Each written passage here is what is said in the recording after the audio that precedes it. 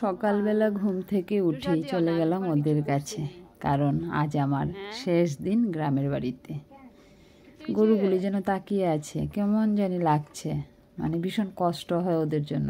আসার সময় প্রত্যেকটা বার আমি ওদের সাথে দেখা করতে যাই, ওরা তাকিয়ে থাকে। প্রথম যখন যাই অচেনা অচেনা ভেবে ওরা মুখটা ফিরিয়ে রাখে, কিন্তু যতক্ষণ ওদের সাথে ঘন ঘন দেখা করি ততই যেন ওরা আমাদের সাথে ঘনিষ্ঠ হয়ে যায়। তো যাই হোক, সকালবেলা উঠে ওদের সাথে একটু সময় কাটানো, কারণ আজ চলে আসছি। তো এখানে দাঁড়িয়ে দাঁড়িয়ে প্রত্যেকটা গরুগুলিকে দেখছি, আর এগুলি যেন কীভাবে তাকিয়ে আছে, চোখগুলি দেখলে ভীষণ কষ্ট হয়, মায়া লাগে আর কি। গরুগুলি দেখো ধীর স্থির হয়ে রয়েছে, চোখগুলি দারুণ দেখতে। তো কিছুক্ষণ কাটালাম, সবগুলি গরু ছিল না, কিছু কিছু গরু চলে গেছে হয়তো বাইরে, সবগুলি ছিল না। এদিকে মুরগিগুলি শুরু করেছে প্রত্যেক দিনের মতো ছোটাছুটি। বাছুরটা দেখো, বাছুরটার জন্য বেশি মায়া লাগে আর কি, মানে এটা খুব কিউট ছিল আর কি। তো কী করবো, সবাইকে আদর টাদর করছি, গিয়ে দেখছি এই দেখো গরুগুলি দাঁড়িয়ে আছে। আর এদিকে আয়ুষের বাবা এগুলি তুলছে, এই টুনি মানকুনি পাতা বলে কেউ, অনেকে আবার কি কি পাতা জানি বলে, টাকা পাতাও বলে, আরেকটা কি পাতা জানি, থানকুনি পাতা, অনেকে আবার এগুলিকে থানকুনি পাতা বলে, পেটের জন্য খুবই ভালো। তো মাসি বলছিল যাওয়ার সময় কিছু নিয়ে যাওয়ার জন্য, কারণ প্রচণ্ড গরম পড়েছে এজন্য আর কি। আর মাসি মানে আমার মাসির শাশুড়ি, কারণ আমার আপন শ্বশুর শাশুড়ি বলতে কেউই নেই, ওরাই এখন শ্বশুর শাশুড়ি আর কি। মানে মাসি শাশুড়ি, মামা শ্বশুর, ওরাই আমার শ্বশুর শাশুড়ি। আমার জামাই বা আমার হাজব্যান্ড যেহেতু মামার বাড়িতে মানুষ হয়েছে, ওদেরকে নিয়েই আমার শ্বশুর বাড়ি আর কি। তো আমরা গেলে এখানেই উঠি, তাছাড়া বাসুরের বাড়ি আছে পাশে আর কি, বাসুরের বাড়িটা আলাদা। তো আমরাও গেলে মানে বাসুরের বাড়িতে থাকি না, মামার বাড়িতেই থাকি, যেহেতু মামার বাড়িতে মানুষ হয়েছে এই জন্য আর কি। তো মাসি বলছিল এই পাতাগুলি নিয়ে যাওয়ার জন্য, যেহেতু গরমে পেটে প্রবলেম হয়, এগুলি রেখে রেখে খেতে পারবো, তাই এসেছি তোলার জন্য। এসে দেখি আমার এই হাজব্যান্ড তুলছে আর কি, তো আমিও হাতে হাত মিলালাম, অনেকগুলি পাতা নিয়ে এসেছি। তো এনে এগুলি সব কিছু গুছিয়ে টুছিয়ে রাখা হচ্ছে, চলে আসবো, যেহেতু মাসি এদিকে রান্না করছে, দৌড়ঝাঁপ করছে। বলেছি বেশি কিছু রান্না করতে হবে না, যা আছে তাই খাবো, তুমি তাড়াহুড়ো করো না, কারণ আমার মাসি প্রচণ্ড ব্যস্ত থাকে, সারা দিন বাড়িটার পেছনে লেগেই থাকে, গরু বাছুর হাঁস মুরগি, গরুর খাবার, মানে প্রত্যেকটা সময় দেখবে একটা বড় একটা ডেক বসানো থাকে এই উনুনের উপরে আর কি, মানে গরুর খাবার অনবরত আছেই। আর গরু আছে, বড় গরু 3টা, বাচ্চা নিয়ে 6-7টা গরু হবে আর কি।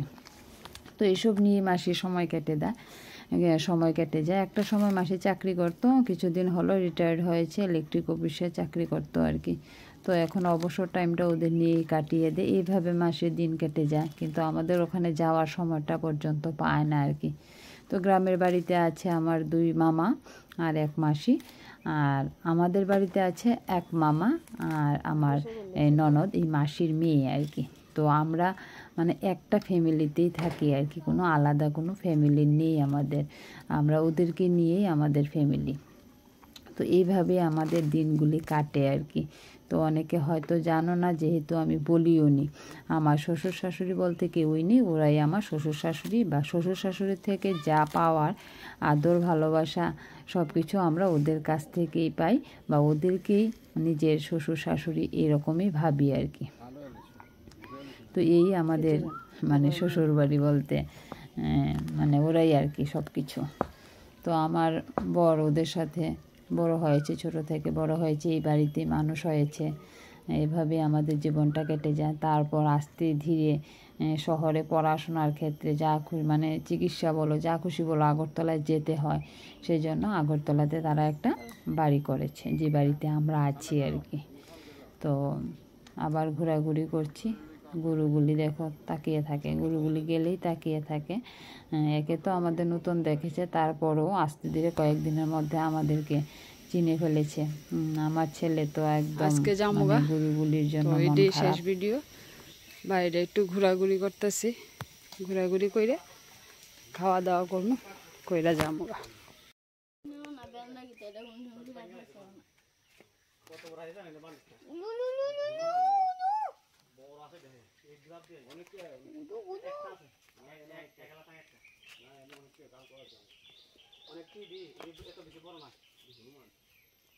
কিটা আজকে আমি গাছে খাটতাছি, এই গাছের উপর পেচ্ছা করতেছি হনুমান নামটা।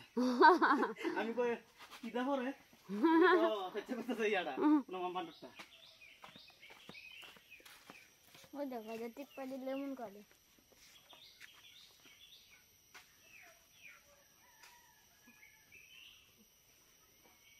হ্যাঁ গুলো আমি জাম গাছ।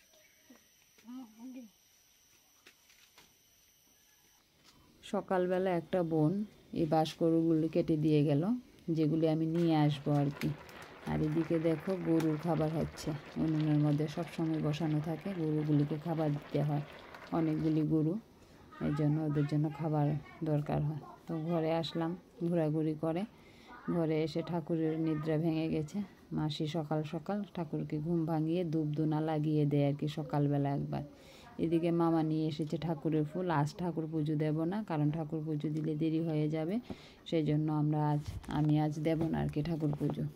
তো ঠাকুর পুজোটা দিয়ে আসলে ভালো হয়, কিন্তু প্রচণ্ড গরম, এই জন্য আয়ুষের বাবা বলছে সকাল সকাল বেরিয়ে যাওয়ার জন্য। তো আমরা রেডি হচ্ছে, কাপড় চোপড় গুছানো হচ্ছে। এদিকে আয়ুষ দেখো কী করছে, মাথার মধ্যে টর্চ লাগিয়ে খেলা করছে। এই টর্চটা হলো রাবার বাগানে যখন মামা তারা যায় তখন এটা ইউজ করে আর কি।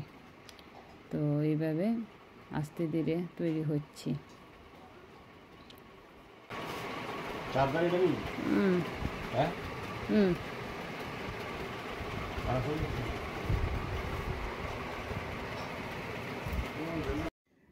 ড্রেস চেঞ্জ করে বসে আছি, মানে কি করব বুঝতে পারছি না। গাড়ি জার্নি একদম পছন্দ করি না, কিভাবে যাব টেনশনে আছি আর কি। আর তখনই মোবাইলটা অন করলাম। তো যাই হোক, তৈরি হয়ে ঘর থেকে বিদায় নিয়ে বেরিয়ে পড়ছি। মাসি দাঁড়িয়ে আছে, মাসি বলছে বাড়িটা নাকি ঠান্ডা হয়ে যাবে, কারণ আমার ছেলে এই বাড়িতে গেলে মাসিকে একদম নাচিয়ে ফেলে আর কি, সারাদিন বিরক্ত করে। এই কাজটা বাড়িয়ে দে, সেই কাজটা বাড়িয়ে দে, মুরগিগুলিকে তাড়িয়ে দেয়, এইভাবে চিল্লাচিল্লি চিৎকার চেঁচামেচি সারা দিন থাকে। তো আজ বাড়িটা ঠান্ডা হয়ে যাবে আর কি।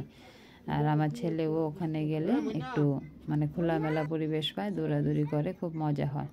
তো ইচ্ছে নেই আসার, আরও কিছুদিন থাকার ইচ্ছে ছিল, কিন্তু কিছু করার নেই, আসতে হবে। আয়ুষের বাবারও দোকান আছে, আমিও 1-2 টিউশনি করি, তো বেশি দিন বদ্ধ দেওয়া যাবে না আর কি, এই জন্য বেরিয়ে যাচ্ছি। আর গরম, মনে করেছি যে গ্রামের মধ্যে হয়তো একটু ঠান্ডা পাবো আর কি, কিন্তু কি ঠান্ডা, গ্রামে দেখছি আরও প্রচণ্ড গরম। তবে রাতের বেলা ঠান্ডা হয়ে যায় আর কি। আর আমাদের শহরে তো রাতের বেলাও ঘরগুলি ঠান্ডা হয় না, এতটা গরম। তো রাস্তা দিয়ে বেরিয়ে যাচ্ছি, পাশে আছে মাসি, দেখো পেছন দিকে দাঁড়িয়ে আছে। তো এদিকেই আছে আমার বাসুরের বাড়ি। আমার বাসুরের বাড়িটা একটু দূরে আর কি, দূরে বাড়ি করে ওরা থাকে। তো আমরা গেলে এখানে বেরিয়ে আসি, ঘুরে আসি, যাই। তো গিয়েছিলাম আমি, ওখানে গিয়ে আর ভিডিও করিনি আর কি। তো রাস্তার মধ্যে দাঁড়িয়ে আছি, আয়ুষকে বলেছি যা জ্যামাকে গিয়ে ডাক দিয়ে আয়, না বলে আসাটা তো ঠিক না। ওদের বলেছিলাম যে তাড়াতাড়ি একটু দেরি করে বেরোবো, কিন্তু দেখা গেলো তাড়াতাড়ি বেরিয়ে গেছি, তাই আয়ুষকে পাঠিয়েছি, ওরা আসবে, ওদের জন্য ওয়েট করছি। আর গ্রামে সরল সিধা একটা ছেলে, ও দাঁড়িয়েছে, আমাদের ব্যাগটা নিয়ে দিয়ে আসবে আর কি। তো ওর সাথে কথা বলছে।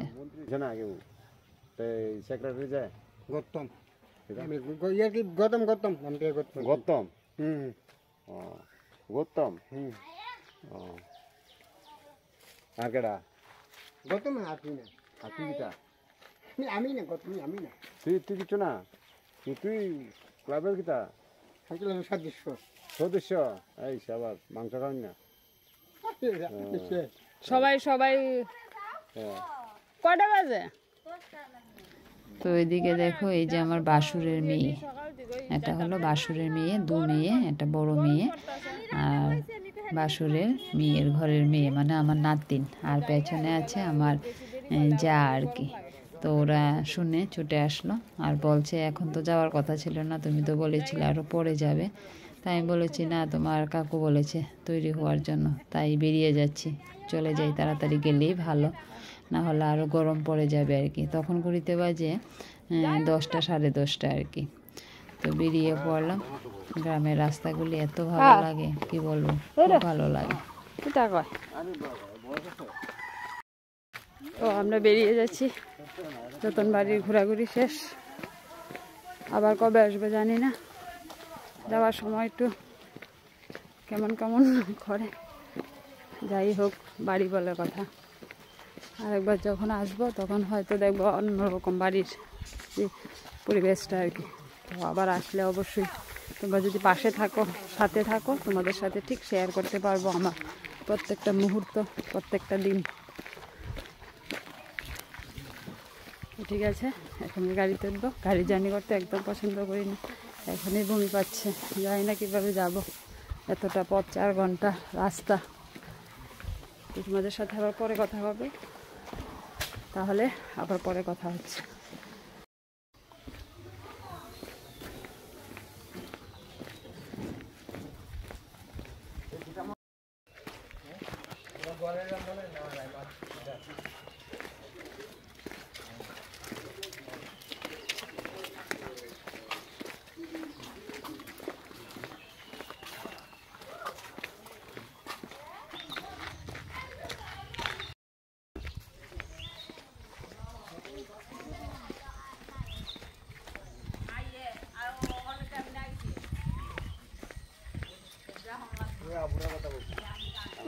হ্যাঁ, ও